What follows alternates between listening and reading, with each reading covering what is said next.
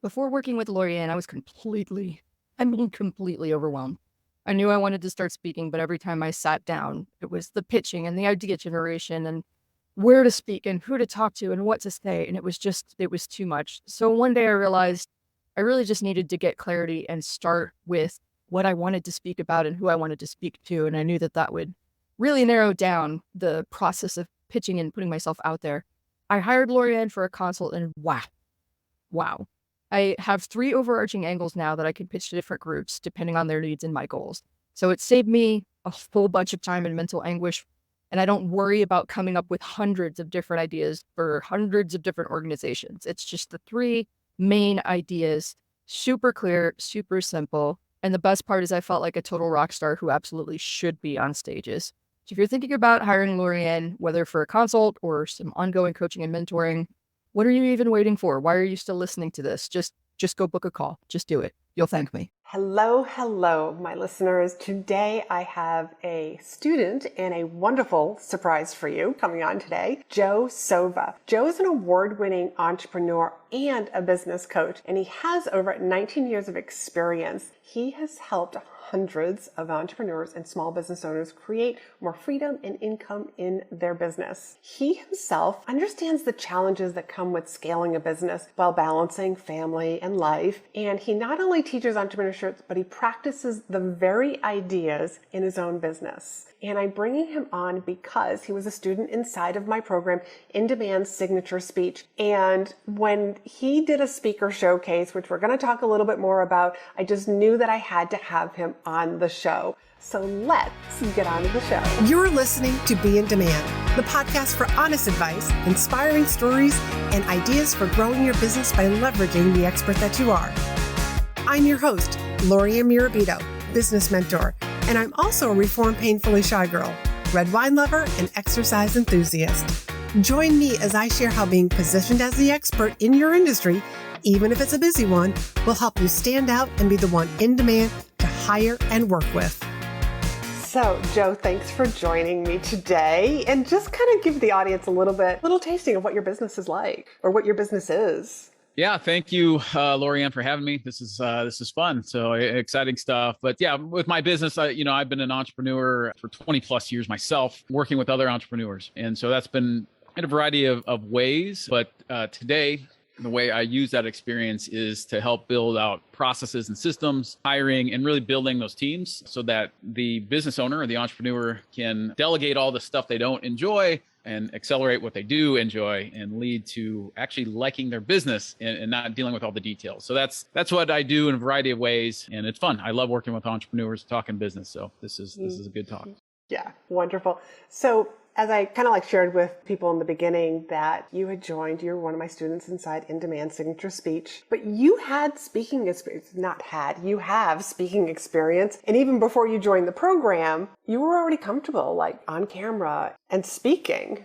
But you also shared with me during the program, but you sort of got a little nervous, what am I going to say? Can you talk more about that? Because that's a big problem that a lot of people have. Yeah, I'm comfortable. I've done hundreds of podcast episodes myself, and I'm comfortable behind a microphone. I've spoken in front of crowds. I remember back, in high school, I was, doing speech and stuff. So it doesn't faze me in the act of being in front of people. But through the years, we kind of psych ourselves out of things. And as I got out of the habit of actually getting out there and being in front of people, it was more or less like, okay, if I'm going to do this professionally or be in front of a crowd that's not necessarily my own, on my podcast, I can talk about whatever I want because it's my podcast. But if I'm going to be either virtually or in person in front of people, what am I going to say? And how am I going to tailor that to that audience? And that's where the confusion or it's almost, it's kind of like a form of procrastination, right? So we get in our own head about, well, I don't know what to say, so I'm just not going to say anything. I'm not going to even ask to be a speaker anywhere. And so that's where things kind of stop for me. If somebody would approach me, I'd say, yeah, I'll do it. But that doesn't happen, right? Nobody's just randomly coming up to us and saying, hey, let's have you speak at this event or whatever the case is. And so I didn't know, I wasn't comfortable reaching out because I didn't have any sort of formal speech. And when I thought, before your program, when I thought of, okay, what does this have to look like? it was a little daunting, honestly. And we all have enough going on every day. And I know I did, where I didn't want to take the time to actually try to iron that out on my own, because I wouldn't even know where to start. So that's where that kind of comes from, is just the not knowing leads to procrastination, and then you never do it. And so after I go through your program, obviously that changed, and I got a structure around that. And since then it's, things are just kind of snowballing and coming into play, which is fun to see. And that builds more confidence going forward. Yeah. We'll have to talk about that confidence stuff, but it does snowball. Like, you give a good presentation, and then your audience raves about you. They remember you, they refer you, they hire you. So how are you using speaking, or how do you plan on using speaking now in your business? Yeah, that's a great question.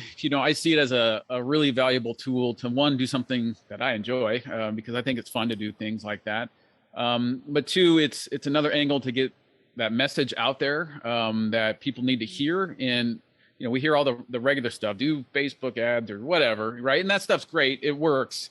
But this is almost I don't want to call it an untapped market, but there's the perception that you have to be a professional speaker to go out there and do these things. And you don't. You can be, the regular Joe here and get out there and actually do these events and get in front of people that might not listen to podcasts or might not have found you online, whatever it is, right? So you can find the events that are your target markets. You're not necessarily talking to random people, but you can tailor that to what your target market would want to hear, and you'll run into new people. So that's how I plan to use it, is a marketing tool, another avenue. And again, as we talk in your program, you can take some of that experience and even footage and repurpose that into a podcast or something like that, and put it into other things. Even just a photo of you in front of a group of people, right? That brings social proof of what you can do, and gets people's minds turning. So that's how I plan to use it, and am currently, even since just a short while ago of ending your program, I've already booked a couple in-person and virtual events, which is exciting. So let's talk about those bookings. How did that happen? It's funny because it seems almost I said earlier, things don't just show up, and these almost seem to do that. But I really think that's a part of my confidence in just putting it out there, right? So, really one was through a friend who I've known, and he just kind of asked me, he's like, hey, do you want to do this? And it was after I started taking your class, really. So I don't know, there was some kind of, mystical connection there that he picked up on. And then another was through an employee of mine is a member of a local organization. And we were just chatting, and I was saying, these are things I'm going to be doing. And again, I just put it out there, and oh my gosh, I'll ask this group, and lo and behold, they've got a monthly meeting of around 50 people, and I'll get to go in front of them here shortly. So, those things, when you put it out there, it does start to happen, because you have that intention and that feeling of, yes, I can do this.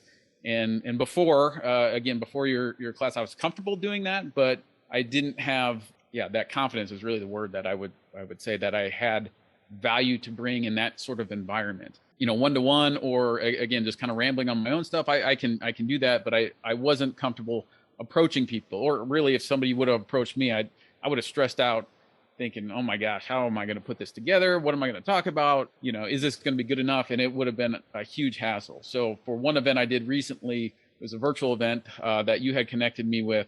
It went pretty smooth, honestly. And the process of putting my stuff together was light and easy, which was awesome. So it was the opposite of what I expected before. So.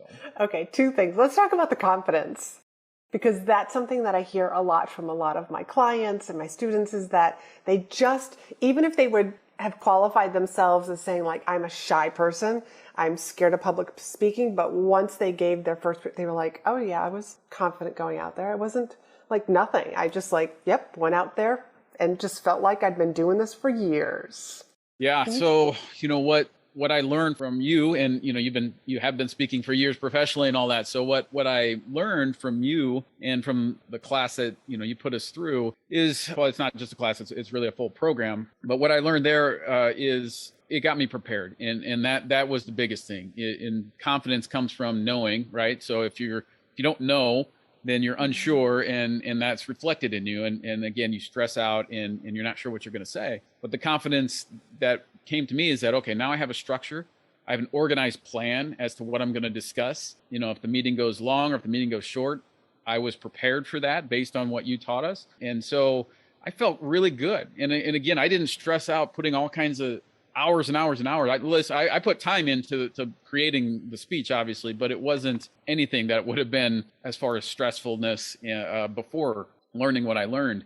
And so that builds that confidence that, yes, I have what I need. Now, the second part of that, which we were talking about before here, we started recording, that I think is important to share, is when you see others speaking, you start to notice these things like, okay, this person maybe wasn't as prepared as I was in certain ways, or this person is kind of taking this, faux pas or whatever it is, and they don't even realize it, right? And they're good people, and they might know their material, and that's where I would have been really before going through your program. You don't know what you don't know. But now that I know that stuff, I can recognize it in others. That builds my confidence, like, okay, I'm in the upper echelon here of these, 10 to 15 speakers. Some of them have been doing this professionally even longer than myself, but I'm presenting myself even more professionally than they are while having a good time. And so it's not some robotic thing where I'm locked into something, and I can have fun and enjoy it. At the same time, be confident that I've got every tool I need to knock this out of the park and provide that value. And that's the whole reason I'm showing up anyway. Yeah, I love all of that. It's like I want to pick parts of that apart. But as a speaker, it does make you a different audience member. And you do, while you're starting to watch other speakers, you're picking out I like this, I don't like that. As a speaker, I know I've been to events with a bunch of business and leadership coaches. And when a speaker is done, people will look at me and say, so what did you think? And you're going to see things differently now. And I love how you just that structure gives you that confidence, and you're just going to show up. Things happen. One of the things that you heard me say over and over again, speaking is, it's a little bit of theater, it's a little bit of art, it's a little bit of performance. It's a lot sometimes of improv.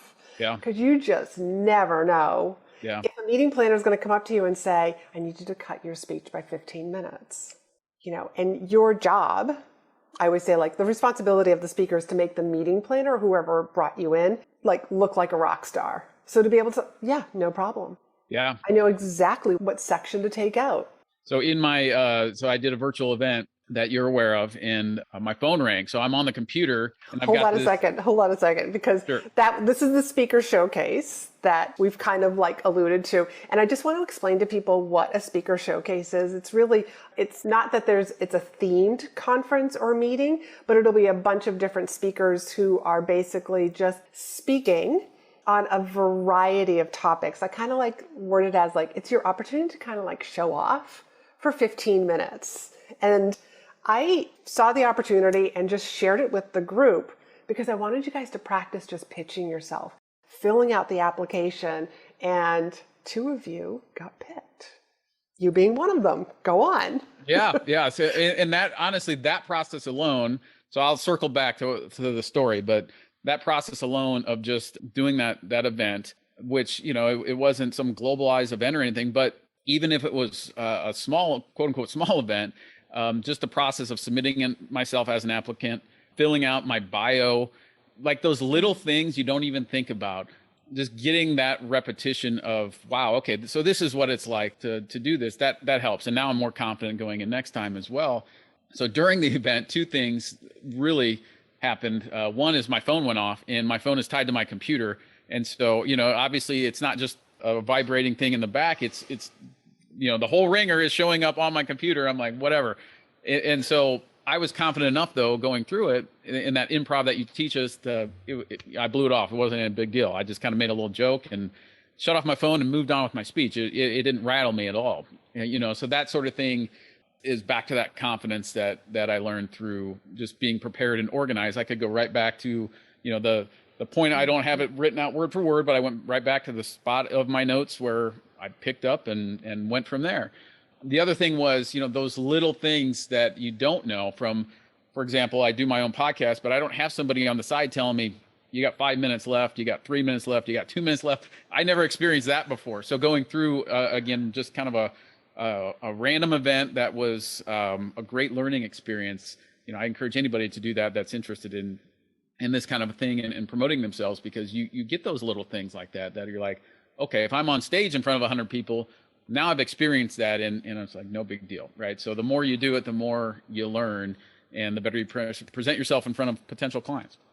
Yeah, exactly. And the other thing I want to talk about is like having the signature speech. And for those who are listening who, or even watching this on YouTube, a signature speech is essentially the same speech that you're giving over and over and over again. It's kind of like telling a story, and you tell the same story over and over again. You just get really good at telling that story. And so that people don't think, well, you're telling the same speech to a bunch of, like different audiences, but I teach people how to customize it so that the audience believes and feels that you wrote that speech just for them, but you get really good at giving that speech. Tell us about like how that is helping you.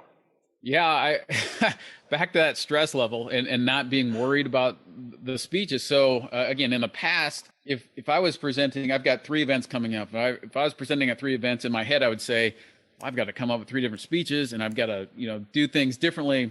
Not the case at all. You teach us that method where you've got things that you can kind of plug and play and customize for each one, but it's not rewriting the entire thing. So realistically, I've got an event coming up in 2 weeks, and I'm just going to use the same one I just used. And it's so simple. Again, I might tailor a couple stories or something, and you tweak some things, but I'm not going back to the drawing board. I'm not going back to do all kinds of research. It's light, it's easy, and that makes it more fun. And that will show when I'm in front of the audience as well, because now, again, I've got that repetition. I know what's going to kind of land and what's not from my previous experience, and that'll just continue to build.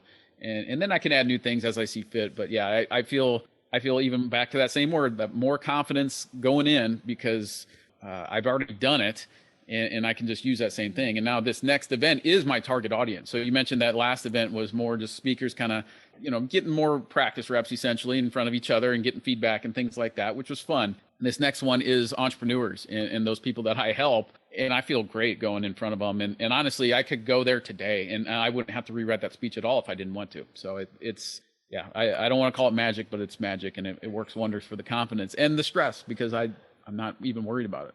Yeah. And then you can one of the things that I say to people is like, you get ready to be ready. Because then a meeting planner, or even like your local chamber or a local organization that you belong to, they can call you and say, like, our speaker backed out tonight. Are you available? And you're making them look good. You make you look good, and you've got the opportunity to hey, I'm giving my 30, 45, 60-minute presentation, but it's already done. Yeah. Yeah. And the other thing I'll mention with that is, before going through your program, the story I would have in my head is, okay, I have to have a different speech, because boy, it's going to look really bad if I tell the same speech at 2 different places. And now I'm like, well, that's not the case at all. There's probably going to be then maybe there's 1 or 2 people, they're not even going to remember what I said last time. And so I have this format, again, the way you teach us to tweak it as needed. Nobody would even recognize that it's the same format, same speech, or any of that. And I feel good about that going in, because these events are about 2 weeks apart coming up. And yeah, I'm going to use virtually the same thing back to back, and it'll be awesome. I'll love it. Yeah. And when you tell good stories, people are going to hope that are you going to tell that story again? Yeah. Yeah. 100%. You're going to start to experience that, and one of the things that I teach inside the program is, and if you can speak to this as well, is how you convert the audience, how you speak, you tell stories that really speak to the objections, that your audience member is either thinking, they're feeling, or maybe just even subconsciously like, wow, I didn't even think of that. Because that's the whole point. I mean, that's why one of the reasons why I'm so passionate about the program is because I want people to be able to convert the audience. Yeah. Not just tell a good story. Yeah, it's interesting, Laurie-Ann, where again, especially with online entrepreneurs, the thought is, convert and ads and all this stuff. But again, there's a whole another market here with either virtually or in person giving speeches and being on stage, and on stage can mean different things, right? It doesn't have to be on a stage. It can be in front of a local group. It can be in front of a Zoom meeting, whatever it is. And so the way you, again, let us structure our content is to really think of those things ahead of time and say, okay, I'm going to structure this story here basically on purpose and then lead that into covering what objections they would have. And again, the work we put in ahead of time takes away the work later because we've already got those objections laid out and we can kind of mix and match those depending on the event. And so that's the power of what you teach really is that it's customizable and flexible enough, yet we're not reinventing the wheel where it's, oh my gosh, I've got to think of new objections this time to because this is a different audience. Not necessarily. You can really use that same material, plug it in again, put your own spin on it, and you're leading them. Part of sales is always be leading, right? We know that. And so you can lead them down the path you want them to go. So you have an end result, right? I'm not giving a speech to waste my time or their time or just, right. I do enjoy it, but I'm giving that speech back to what we started the conversation with to market myself, to say, hey, entrepreneurs, if you need to build your team and hire somebody, I'm your guy. That's ultimately what I want to do. And I can place the proper stories within the context of the speech to lead to that point where they're thinking now, okay, he's the guy. Yeah, I never thought of it this way. Now, if I need that, I'm going to go with him. And so that's the power of getting in front of people. That's the power of what you teach us and the way we can structure that.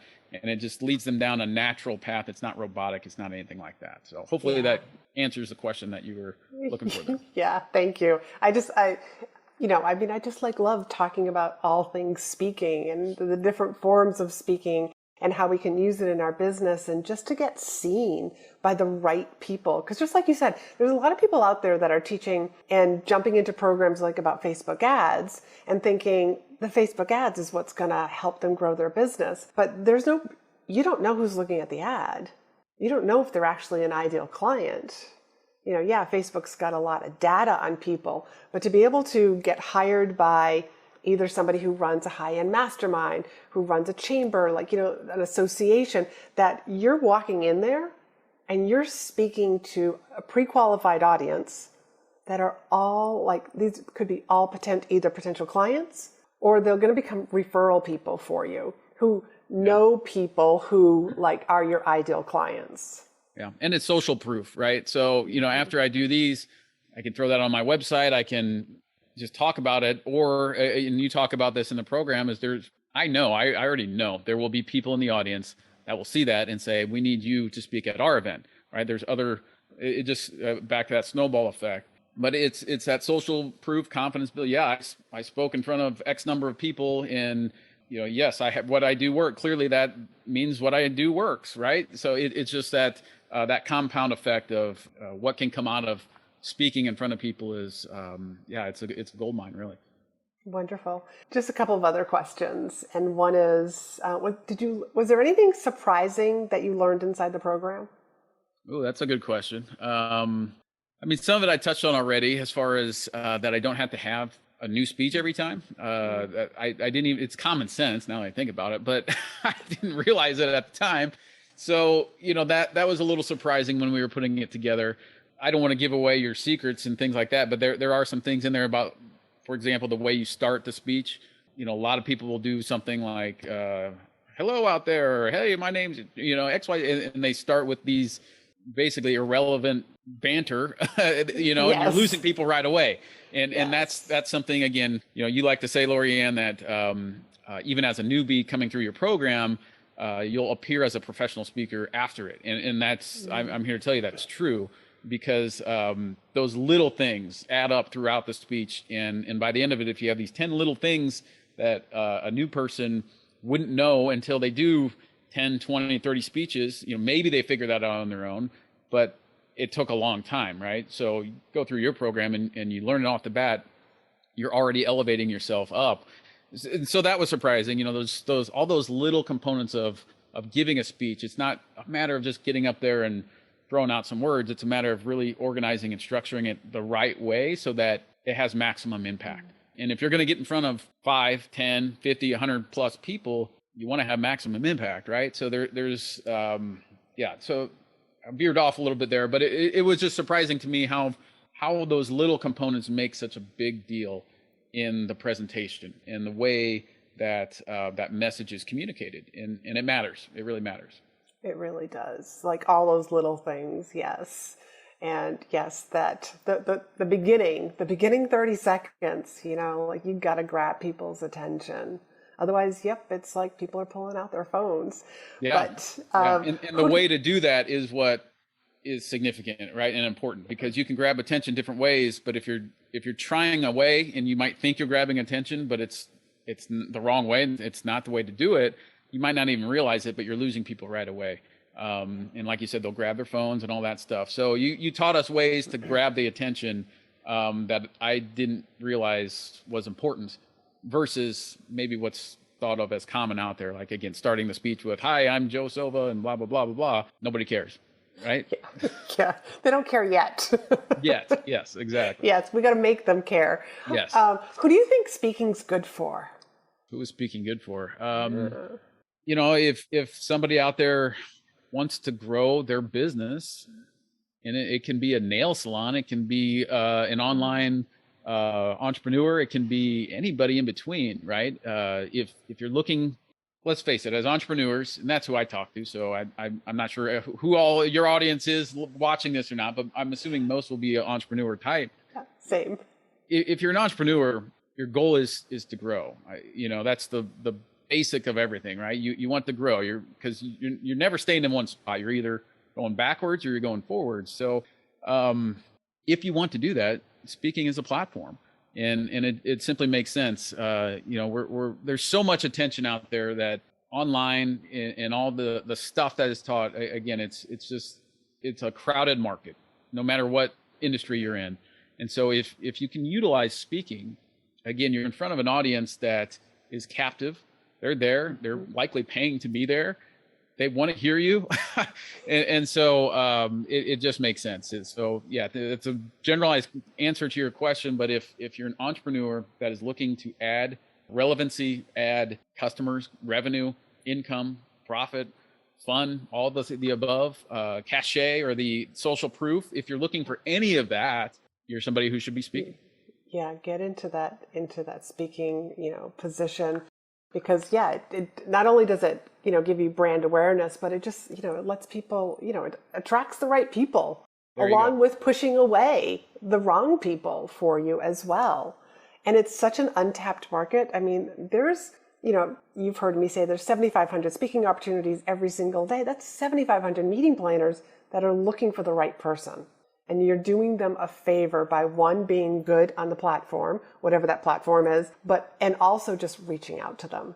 Yeah. And that's another thing that I don't think the general entrepreneur understands is that if somebody's putting on an event, they need help, right? They need people there and they need help. And the easier you can make that, this is something you taught us, the easier you can make that as far as, hey, yeah, I'm available. What can I do? Or letting them know, like you said earlier, letting them know that, hey, if somebody cancels, I'm available. Those types of things, like the easier you can make it on people, they're going to love you. And then they will refer you to other people as well. And that's something that I didn't recognize prior to going through your program. But it's really just understanding that they have a job to do as far as put on these events. Filling that time isn't always easy.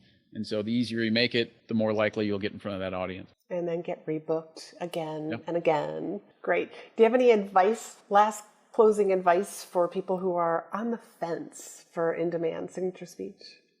Well, we covered a lot of by now they should be ready to go in, but if you're on the fence, just think about what your ultimate goal is, right? Do you want, what's your vision? What do you want to do next? Do you want to grow? And I think the majority of people are probably a little more shy than I am about speaking in front of people, but understand that if you don't put yourself out there, your business will not be out there, right? It's that simple. So take advantage of an untapped market. Don't go in as a rookie, right? You wouldn't go in, you wouldn't open a pizza restaurant without ever making a pizza, right? You would get some instruction on how to do that. So Laurie-Ann is the best. She clearly has the experience and she knows her stuff.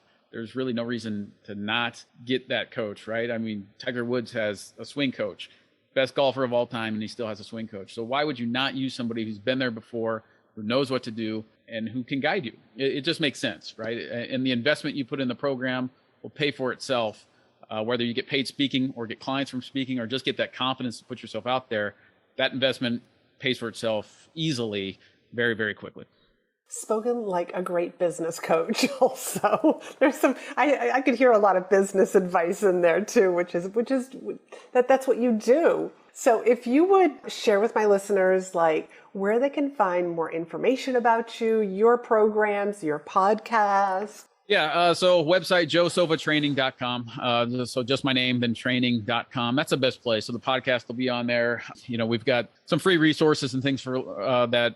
If people want to build their teams and hire employees, things like that, that's the best place. And then, of course, Facebook and Instagram, all the fun places. But yeah, check out the website, joesovatraining.com. That's the best place. And I'll make sure that is down in the show notes. But thank you, Joe, for joining me today and having this discussion. And, I'm just so excited for you and how this is just snowballing. I know I keep using that word, but how it's just snowballing for you. It's just going to turn into, it's another event, another event, another event. Yeah. Well, thank you, Laurie-Ann, for all you've done. And thanks for having me on the show. This is fun. Thanks for hanging out with me. Be sure to hit the subscribe button so you never miss an episode. And join me over in my private Facebook group for more tips, community, and free trainings. You'll find the link in the show notes. You can also help this podcast reach more listeners by leaving a review. And as a thank you, each month I pick one of my reviewers to win a free coaching call with me. So if you haven't done so already, please leave a review and you could be the next winner.